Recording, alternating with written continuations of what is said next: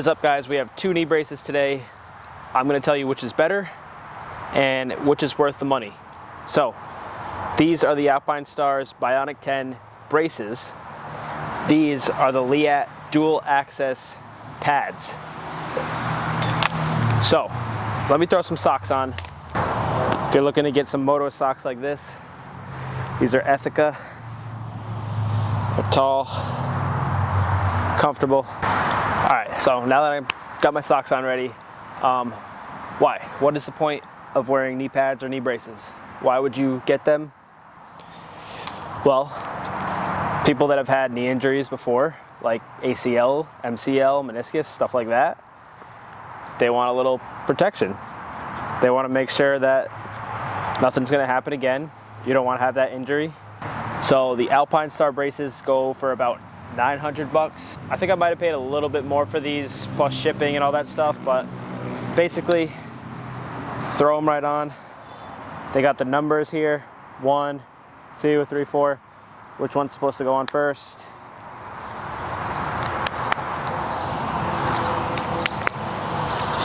So they're simple to put on. These are the braces. They lock out at a certain point. They do have a piece that you can put in here so you can lock it out to where you want it to be. The downside about these is you can see right here, like the padding doesn't like to stay in place. It's like on by a sticky thing. Just annoying.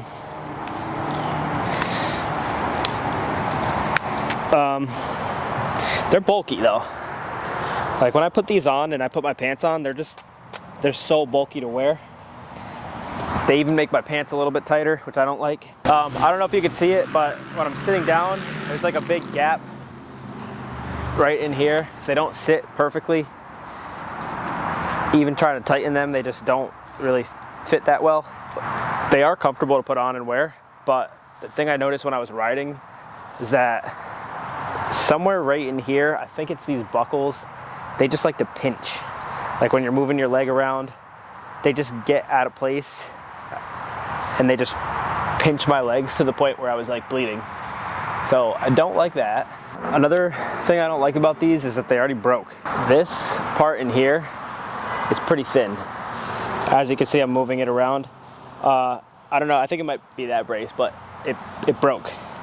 Like I crashed, not a hard crash, I just tipped over, fell on my knees, and the piece broke. So you paid $900 for braces that are gonna break after one little tip over, crash, whatever. I'm gonna throw on the right knee pad.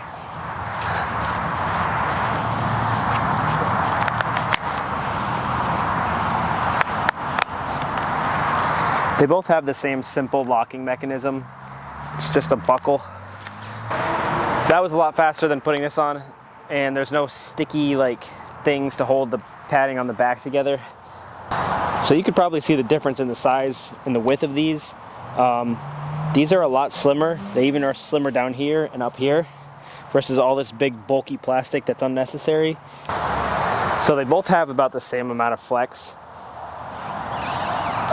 The thing I like about these is that it's got this extra shell inside versus these kind of like I was showing you before, has that thin membrane thing in there. I don't know what to call it. That just makes it kind of unstable, I feel like, versus this. Like I feel more comfortable falling onto this than to this. And these I only paid $100 for. So even just moving around for that like 5 minutes, these did not move at all. These are already making my leg feel uncomfortable, and they're adjusted to where I should have them on. They're not just thrown on there, because I've worn these before when I'm riding. I like the system that they have, the buckles, because it's easy, versus like the Mobius braces where you have to like tighten them or whatever, like snowboarding boots. These, nice and simple. I think they were like $100. It's got that extra shell in there, as you can see. So I wrote it down, but there's a quote from Ryan Hughes. He said, "Whatever you brace makes you weaker. Whatever you don't use, you lose." So that makes sense, because if you're bracing something, you're not using the muscles in there and the tendons and getting them strong. You're bracing it, and it's going to make you weaker because you're relying on a brace to hold things together. I'll throw the link in the description below of that quote from Rhino. He basically explains it better. So I'm sure everybody's seen Austin Forkner's crash from Supercross this past season.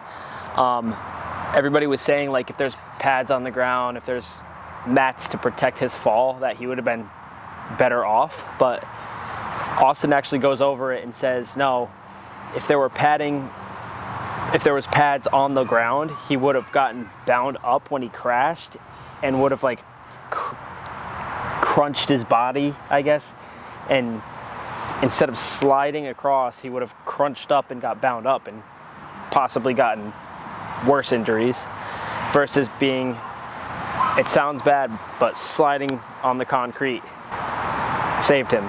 So if he would have had the padding, the bracing, he would have ended off worse.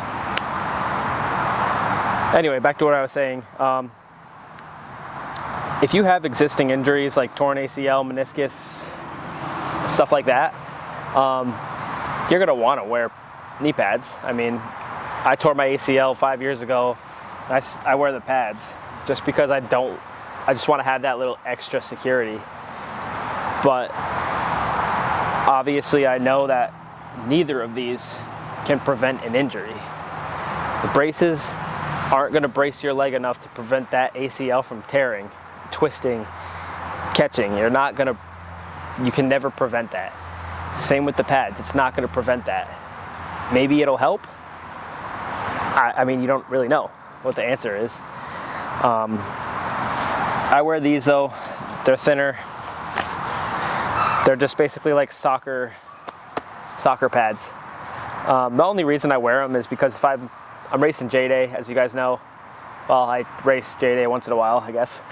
Not a lot this year, but if I'm in the woods and I fall on a rock with my knee, this is going to protect me. If I don't have these on and I'm falling on rocks with my shin and knee, that's going to cause more of an injury than I want. So that's basically the only reason I wear these. It's like skateboarders that wear pads on vert ramp stuff. If they fall, they're just going to slide. So that's the reason why I wear these. These are not worth the money, in my opinion.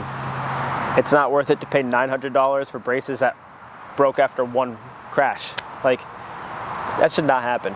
I really can't feel the bike that well with them on, honestly. Like, I know it's got a lot of, I know they got a lot of meat in here, like, which would be the inside of your leg, which is what I was going for when I actually bought these. I wanted that, like, piece there to brace against the bike so it wasn't my leg. But I ended up not liking that at all. I'd rather be able to feel the bike between my legs than to not. I mean, you're still going to feel the bike with those on, but just not as good with them versus these. Now I know there's still that little bit of bracing there, but I can still feel the bike and hold the bike with these on a lot better. I'm going to leave the link in the description below for these, I think the new version of these, and these. So you guys can check them out and see if you like them. Knee pads versus knee braces. I would say go for knee pads. I think they're better than braces. But it's up to you to decide. If I could wear the TP 199s, I hear those are nice. They just basically slide right on. Apparently my legs are just too big for them and they just don't fit me, which sucks because I really wanted to wear them. So EVS, if you guys are watching this, make a bigger size. I'm not that big of a guy. I don't have that big of calves, but I'd like to wear them. So if you guys can hook us up. If you guys want to get a close-up of these braces, these are the Alpine Star ones. Basically, this is the spot I was talking about that pinches. So when you're bending your knee, the buckles just like get bound up together and pinch my skin. They are a comfortable brace overall though, but they're just not for me. And then here are the Liat ones. They're basically just like soccer pads. They have this extra padding before you buckle them. They're comfortable. About $100. So if you guys like this video and you thought this was helpful, like the video, subscribe, and I'll catch you in the next one.